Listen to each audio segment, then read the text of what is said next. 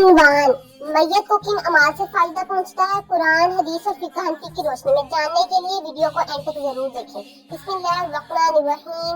अस्सलामु अलैकुम वरहमतुल्लाहि वबरकातुहू। तमाम तरीके अल्लाह ताला के लिए हैं। दरूद और सलाम हो हमारे प्यारे नबी हज़रत मोहम्मद मुस्तफ़ा सल्लल्लाहु अलैहि वसल्लम पर।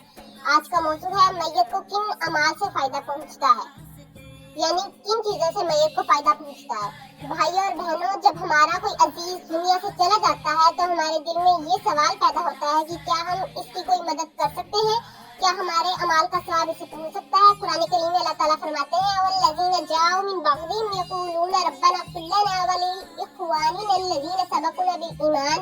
और वो जो लोग इनके बाद आए वो दुआ करते हैं, ऐ हमारे रब, हमें और हमारे इन भाइयों को बख्श दे जो ईमान के साथ हमसे पहले गुजर चुके हैं। इस आयत से मालूम होता है कि इंतकाल कर जाने वाले मुसलमानों के लिए दुआ करना मशरू और बाइसे अजर है।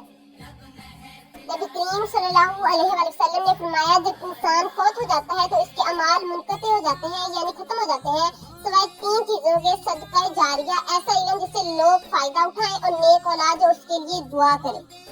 सही मुस्लिम की हदीस है। इस हदीस से मालूम हुआ कि दुआ, सदका जारिया और नेक औलाद की दुआ मैयत को फायदा पहुंचाती है। एक सहाबी ने अर्ज किया, या रसूलल्लाह, मेरी वालदा अचानक वफात पा गई हैं, अगर मैं उनकी तरफ से सदका करूं तो क्या उन्हें सवाब मिलेगा। सहाबी ने रसूल से सवाल किया।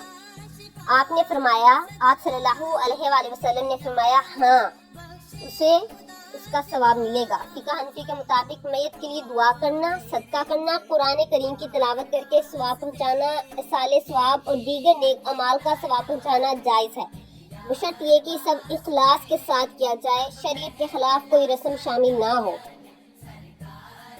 याद रखें, मैयत को हमारे शोर, नोहा करना या मातम से फायदा नहीं पहुंचता, बल्कि दुआ, इस्तिग़फ़ार, सदका और नेक अमाल उसके लिए ज़्यादा मुफीद है। अगर हमारे वालिदैन, रिश्तेदार या कोई मुसलमान दुनिया से चला गया है तो उसे भूल न जाएं, वक्तन फ़वक्तन उसके लिए दुआ करें, सदका करें, अल्लाह ताला से उसकी मग़फ़िरत की दुआ करें कि अल्लाह ताला उनकी मग़फ़िरत फरमा दे।